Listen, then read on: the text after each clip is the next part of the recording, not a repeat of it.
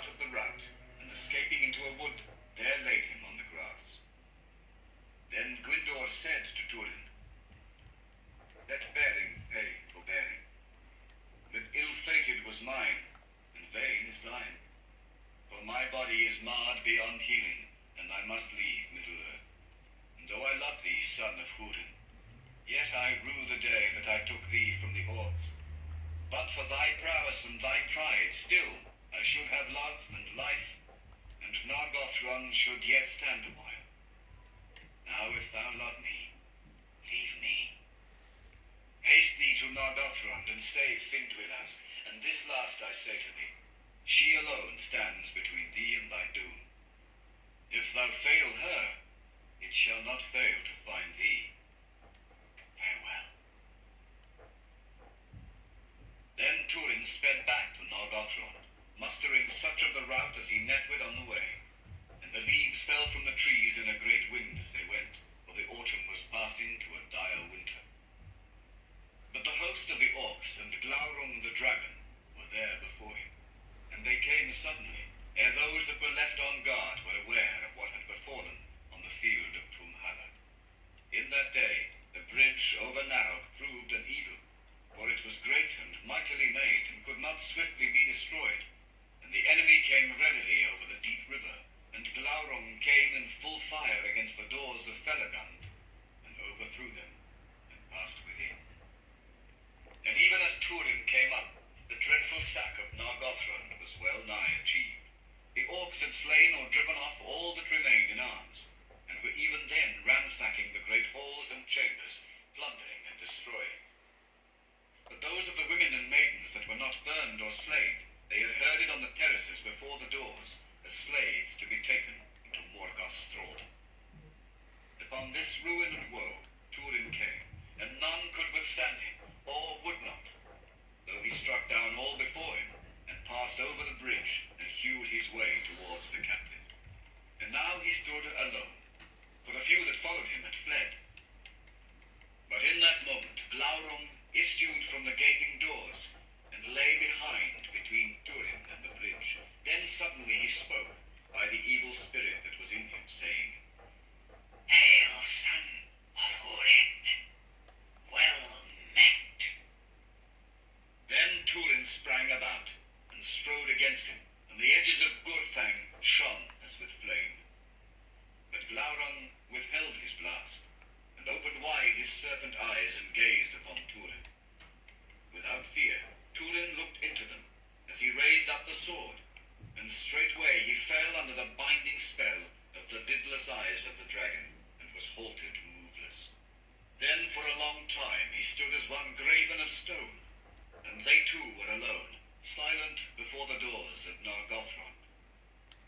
But Glaurung spoke again, taunting Turin, and he said, "Evil have been all thy ways, son of Hurin. Thankless fosterling, outlaw, slayer of thy friend, thief of love, usurper of Nargothrond, captain foolhardy, and deserter of thy kin. As thralls thy mother and thy sister live in Dorlomin, in misery and want. Thou art arrayed as a prince, but they go in rags, and for thee they yearn. But thou carest not for that. Glad may thy father be to learn that he hath such a son, as learn he shall." And Turin, being under the spell of Glaurung, hearkened to his words, and he saw himself as in a mirror misshapen by malice, and loathed that which he saw. And while he was yet held by the eyes of the dragon in torment of mind, and could not stir, the orcs drove away the herded captives, and they passed nigh to Turin, and crossed over the bridge. Among them was Finduilas, and she cried out to Turin as she went. But not until her cries and the wailing of the captives was lost upon the northward road did Glaurung release Turin, and he might not stop his ears against that voice that haunted him under. Then suddenly Glaurung withdrew his glance and waited, and Turin stirred slowly as one waking from a hideous dream. He sprang upon the dragon with a cry, but Glaurung laughed, saying, "If thou wilt be slain, I will slay thee gladly. But small help will that be to Morwen and Nienor. No heed didst thou give to the cries of the elf woman. Wilt thou deny also the bond of thy blood?" But Turin, drawing back his sword, stabbed at the dragon's eyes, and Glaurung, coiling back swiftly, towered above him and said, "Nay, at least thou art valiant, beyond all whom I have met.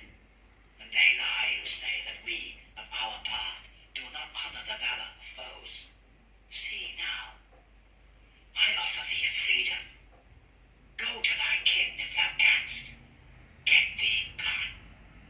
And if elf or man be left to make tale of these days, then surely in scorn they will name thee, if thou spurnest this gift." Then Turin, being yet bemused by the eyes of the dragon, as were he treating with a foe that could no pity, believed the words of Glaurung, and turning away he sped over the bridge. But as he went, Glaurung spoke behind him, saying in a fell voice, "Haste thee now, son of Hurin, to Dordlomin. Or perhaps the orcs shall come before thee once again. And if thou tarry for Finduilas, then never shalt thou see Morwen again, and never at all shalt thou see Nienor thy sister, and they will curse thee." But Turin passed away on the northward road, and Glaurung laughed once more, for he had accomplished the errand of his master. Then he turned to his own pleasure, and sent forth his blast, and burned all about him. But all the orcs that were busy in the sack he routed forth, and drove them away, and denied them their plunder, even to the last thing of worth. The bridge then he broke down, and cast into the foam of Narog, and being thus secure, he gathered all the hoard and riches of Felagund, and heaped them, and lay upon them in the innermost hall, and rested a while. And Turin hastened along the ways to the north, through the lands now desolate, between Narog and Teglin, and the fell winter came down to meet him. For in that year snow fell ere autumn was past, and spring came late and cold. Ever it seemed to him as he went, that he heard the cries of Finduilas, calling his name by wood and hill, and great was his anguish. But his heart being hot with the lies of Glaurung, and seeing ever in his mind the orcs burning the house of Hurin, or putting Morwen and Nienor to torment, he held on his way, and turned never aside. At last, worn by haste and the long road, for 40 leagues and more had he journeyed without rest, he came with the first ice of winter to the pools of Ivlin, where before he had been healed. But they were now but a frozen mire, and he could drink there no more. Thus he came hardly by the passes of Dordlomin, through bitter snows from the north, and found again the land of his childhood. Bare and bleak it was, and Morwen was gone. Her house stood empty, broken and cold, and no living thing dwelt nigh. Therefore Turin departed, and came to the house of Brodda the Easterling, he that had to wife Eowyn, Hurin's kinswoman. And there he learned of an old servant that Morwen was long gone, for she had fled with Nienor out of Dordlomin. None but Eowyn knew where. Then Turin strode to Brodda's table, and seizing him, he drew his sword, and demanded that he be told whither Morwen had gone. And Eowyn declared to him that she went to Doriath to seek her son. For the lands were freed then from evil, she said, by the black sword of the south, who now has fallen, they say. Then Turin's eyes were opened, and the last threads of Glaurung's spell were loosed. And for anguish and wrath at the lies that had deluded him, and hatred of the oppressors of Morwen, a black rage seized him, and he slew Brodda in his hall, and other Easterlings that were his guests. Thereafter he fled out into the winter, a hunted man. But he was aided by some that remained of Hador's people, and knew the ways of the wild, and with them he escaped through the falling snow, and came to an outlaw's refuge in the southern mountains of Dor. Thence Hurin passed again from the land of his childhood and returned to Sirion's vale. His heart was bitter, for to Dorlomin he had brought only greater woe upon the remnants of his people, and they were glad at his going. And this comfort alone he had, that by the prowess of the black sword the ways to Doriath had been laid open to Morwen. And he said in his thought, then those deeds wrought not evil to all. And where else might I have better bestowed my kin, even had I come sooner? For if the girdle of Melian be broken, then last hope is ended. Nay, it is better indeed as things be. For a shadow I cast wheresoever I come. Let Melian keep them, and I will leave them in peace, unshadowed for a while. Now Hurin, coming down from Ered Wethrin, sought for Findwilas in vain, roaming the woods beneath the mountains, wild and wary as a beast, and he waylaid all the roads that went north to the pass of Sirion. But he was too late, for all the trails had grown old or were washed away by the winter. Yet thus it was that passing southwards down Tekin, Hurin came upon some of the men of Brethil that were surrounded by orcs, and he delivered them, for the orcs fled from Gurthang. He named himself Wild Man of the Woods, and they besought him to come and dwell with them. But he said that he had an errand yet unachieved, to seek Findwilas, Orodreth's daughter of Nargothrond. Then Dorlas, the leader of those woodmen, told the grievous tidings of her death. For the men of Brethil had waylaid at the crossings of Teglin the orc host that led the captives of Nargothrond, hoping to rescue them. But the orcs had at once cruelly slain their prisoners, and Findwilas they pinned to a tree with a spear. So she died, saying at the last, tell the Mormagil that Findwilas is here. Therefore, they had laid her in a mound near that place, and named it Howth in Eleth, the mound of the elf maid. Hurin bade them lead him thither, and there he fell down into a darkness of grief that was near death. Then Dorlas, by his black sword, the fame whereof had come even into the deeps of Brethil, and by his quest of the king's daughter, knew that this wild man was indeed the Mormagil of Nargothrond, whom rumour said was the son of Hurin of Dorlomin. Therefore the woodmen lifted him up and bore him away to their homes. Now those were set in a stockade upon a high place in the forest, Ethel Brandir, upon Ammon Ober. For the people of Haleth were now dwindled by war, and Brandir, son of Handir, who ruled them, was a man of gentle mood, and lame also from childhood, and he trusted rather in secrecy than in deeds of war to save them from the power of the Lord. Therefore he feared the tidings that Dorlas brought, and when he beheld the face of Hurin as he lay on the bier, a cloud of foreboding lay on his heart. Nonetheless, being moved by his woe, he took him into his own house and tended him, for he had skill in healing. And with the beginning of spring, Hurin cast off his darkness and grew hale again, and he arose, and he thought that he would remain in Brethil hidden, and put his shadow behind him, forsaking the past. He took therefore a new name, Turanda, which in the high elven speech signified Master of Doom. And he besought the woodmen to forget that he was a stranger among them, or ever bore any other name. Nonetheless, he would not wholly leave deeds of war, for he could not. Now new tidings came to Doriath concerning Nargothrond, for some that had escaped from the defeat and the sack, and had survived the fell winter in the wild, came at last to Thingol seeking refuge. And the march wardens brought them to the king. And some said that all the enemy had withdrawn northwards, and others that Glaurung abode still in the halls of Felagund. And some said that the Mormagil was slain, and others that he was cast under a spell by the dragon, and dwelt there yet, as one changed to stone. But all declared that it was known to many in Nargothrond ere the end that the Mormagil was none other than Hurin, son of Hurin of Dorlomin.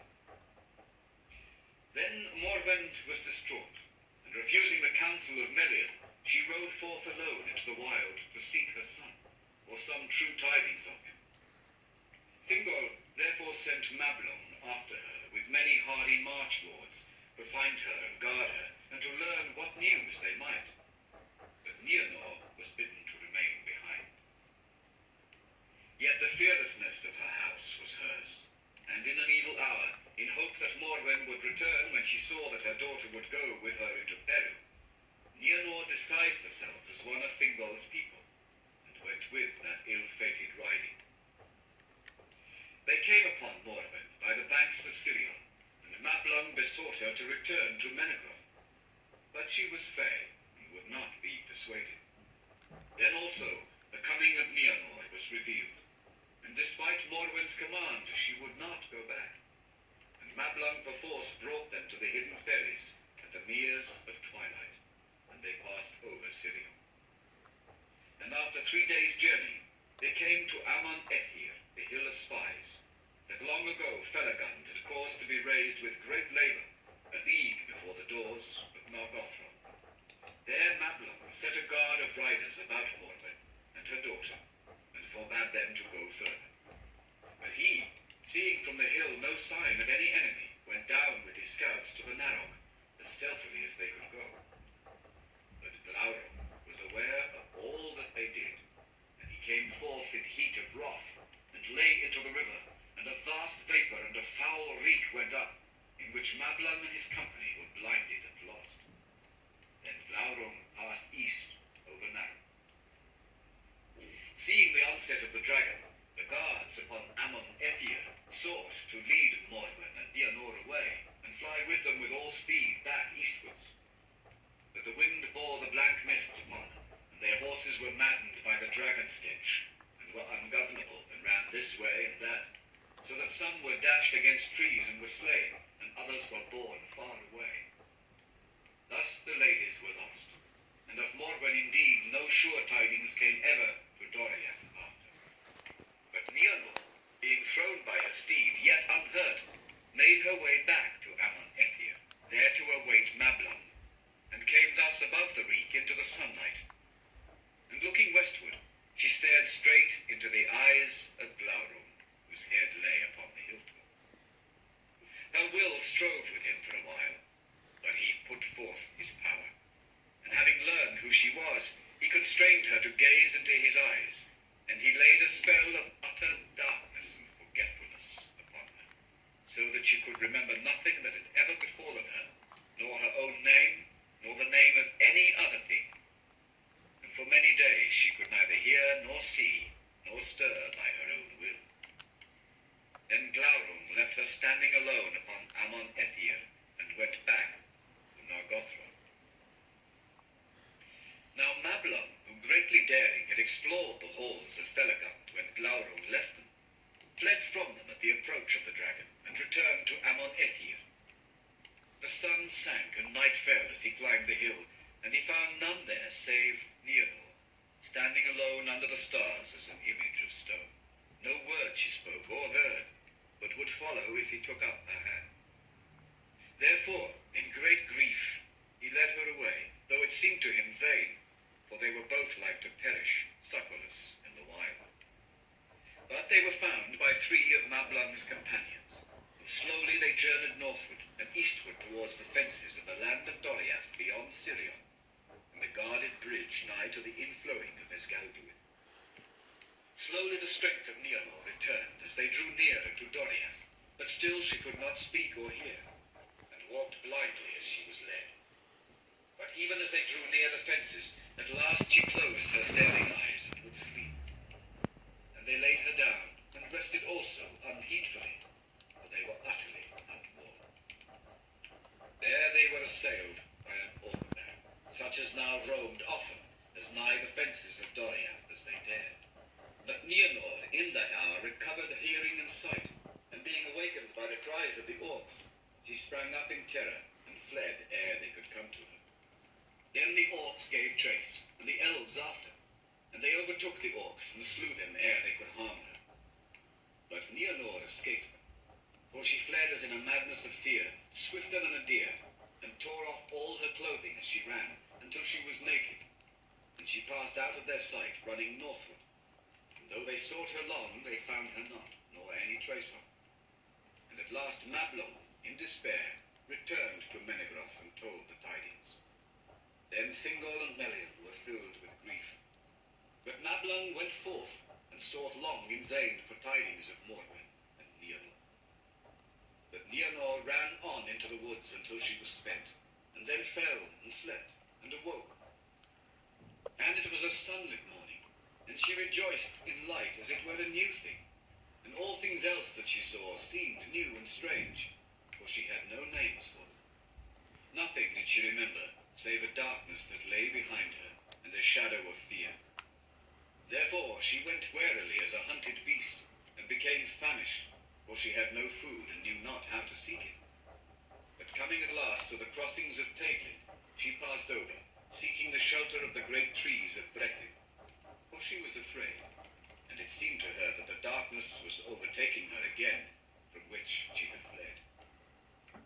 But it was a great storm of thunder that came up from the south, and in terror she cast herself down upon the mound of Howth and Eleth, stopping her ears from the thunder. But the rain smote her and drenched her, and she lay like a wild beast that is dying. There Turambar found her, as he came to the crossings of Teglin, having heard rumour of orcs that roamed near, and seeing in a flare of lightning the body, as it seemed, of a slain maiden lying upon the mound of Findwilas, he was stricken to the heart. But the woodmen lifted her up, and Turambar cast his cloak about her, and they took her to a lodge nearby, and warmed her and gave her food. And as soon as she looked upon Turambar, she was comforted, for it seemed to her that she had found at last something that she had sought in her darkness, and she would not be parted from him. But when he asked her concerning her name and her kin and her misadventure, then she became troubled as a child that perceives that something is demanded but cannot understand what it may be, and she wept. Therefore Turambar said, "Do not be troubled. The tale shall wait. But I will give you a name, and I will call you Niniel, Tear Maiden." And at that name she shook her head and said, "Niniel." That was the first word she spoke after her darkness, and it remained her name among the woodmen ever after. On the next day they bore her towards Efelbrandir. But when they came to Dimbros, the rainy stair, where the tumbling stream of Celebros fell towards Teglin, a great shuddering came upon her. Wherefore afterwards that place was called Nen-Giri, the shuddering water. Ere she came to the home of the woodmen on Amon Obel, she was sick of a fever, and long she lay thus, tended by the women of Brethil, and they taught her language as to an infant. But ere the autumn came, by the skill of Brandir, she was healed of her sickness, and she could speak. But nothing did she remember of the time before she was found by Turambar on the mound of Howth and Eleth. And Brandir loved her, and all her heart was given to Turambar. In that time the woodmen were not troubled by the orcs, and Turambar went not to war, and there was peace in Brethil. His heart turned to Niniel, and he asked her in marriage. But for that time she delayed in spite of her love. For Brandir foreboded he knew not what, and sought to restrain her, rather for her sake than his own, all rivalry with Turambar. And he revealed to her that Turambar was Turin's son of Hurin, and though she knew not the name, the shadow fell upon her mind. But when 3 years were past since the sack of Nargothrond, Turambar asked Niniel again, and vowed that now he would wed her, or else go back to war in the wild. And Niniel took him with joy, and they were wedded at the midsummer, and the woodmen of Brethil made a great feast. But ere the end of the year, Glaurung sent orcs of his dominion against Brethil, and Turambar sat at home deedless, for he had promised to Niniel that he would go to battle only if their homes were assailed. But the woodmen were worsted, and Dorlas upbraided him that he would not aid the people that he had taken for his own. Then Turambar arose and brought forth again his black sword, and he gathered a great company of the men of Brethil, and they defeated the orcs utterly. But Glaurung heard tidings that the Black Sword was in Brethil, and he pondered what he heard, devising new even. In the spring of the year after, Niniel conceived, and she became wan and sad. And at the same time there came to Brandir the first rumours that Glaurung had issued from Nargothrond. Then Turambar sent out scouts far afield, for now he ordered things as he would, and few gave heed to Brandir. As it drew near to summer, Glaurung came to the borders of Brethil, and lay near the west shores of Teign. And then there was great fear among the woodfolk, for it was now plain that the great worm would assail them, and ravage their land, and not pass by, returning to Angband as they had hoped. They sought therefore the counsel of Turambar, and he counselled them that it was vain to go against Glaurung with all their force, for only by cunning and good fortune could they defeat him. He offered therefore himself to seek the dragon on the borders of the land, and bade the rest of the people to remain at Brandir, but to prepare for flight. For if Glaurung had the victory, he would come first to the woodmen's homes to destroy them, and they could not hope to withstand him. But if they then scattered far and wide, then many might escape, for Glaurung would not take up his dwelling in Brethil, and would return soon to Nargothrond. Then Turambar asked for companions willing to aid him in his peril, and Dorla stood forth, but no others. Therefore Dorlas upbraided the people, and spoke scorn of Brandir, who could not play the part of the heir of the house of Haleth. Brandir was shamed before his people, and was bitter at heart. But Hunthor, kinsman of Brandir, asked his leave to go in his stead. Then Turambar said farewell to Niniel, and she was filled with fear and foreboding, and their parting was sorrowful. But Turambar set out with his two companions, and went to Nengiri. Then Niniel, being unable to endure her fear, and unwilling to wait in the Ephel tidings of Turambar's fortune, set forth after him, and a great company went with her. At this, Brandir was filled all the more with dread, and he sought to dissuade her and the people that would go with her from this rashness, but they heeded him not. Therefore he renounced his lordship and all love for the people that had scorned him, and having naught left but his love for Niniel, he girt himself with a sword and went after her, but being lame, he fell far behind. Now Turambar came to Nengirith at sundown, and there he learned that Glaurung lay on the brink of the high shores of Teign, and was like to move when night fell. Then he called those tidings good, for the dragon lay at Kabed in Aras, where the river ran in a deep and narrow gorge that a hunted deer might overleap. And Turambar thought that he would seek no further, but would attempt to pass over the gorge.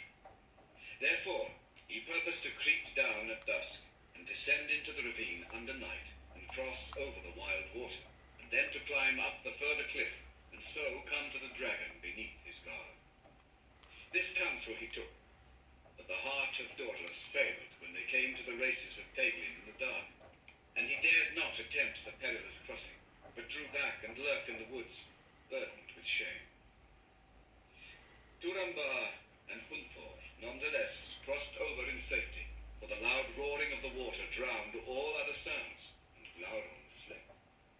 But ere the middle night, the dragon roused, and with a great noise and blast, cast his forward part across the chasm, and began to draw his bulk after. Turambar and Hunthor were well nigh overcome by the heat and the stench, as they sought in haste for a way up to come at Glaurung. And Hunthor was slain by a great stone that was dislodged from on high by the passage of the dragon, and smote him on the head, and cast him into the river.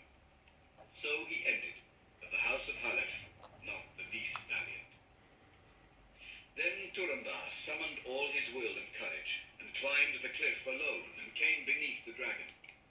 Then he drew Gurthang, and with all the might of his arm, and of his hate, he thrust it into the soft belly of the worm, even up to the hills. But when Glaurung felt his death pang, he screamed, and in his dreadful throe, he heaved up his bulk, and hurled himself across the chasm, and there lay lashing and coiling in his agony. And he set all in a blaze about him, and beat all to ruin, until at last his fires died, and he lay still. Now Gurthang had been wrested from Turambar's hand in the throw of Glaurung, and it clave to the belly of the dragon. Turambar therefore crossed the water once more, desiring to recover his sword, and to look upon his foe. And he found him stretched at his length, and rolled upon one side, and the hilts of Gurthang stood in his belly. Then Turambar seized the hilts, and set his foot upon the belly, and cried in mockery of the dragon and his words of Nargothrond. Hail, worm of Morgoth, well met again. Die now, and the darkness have thee. Thus is Turin, son of Hurin, avenged. Then he wrenched out the sword, but a spout of black blood followed it, and fell on his hand, and the venom burned it. And thereupon Glaurung opened his eyes, and looked upon Turambar with such malice, that it smote him as a blow.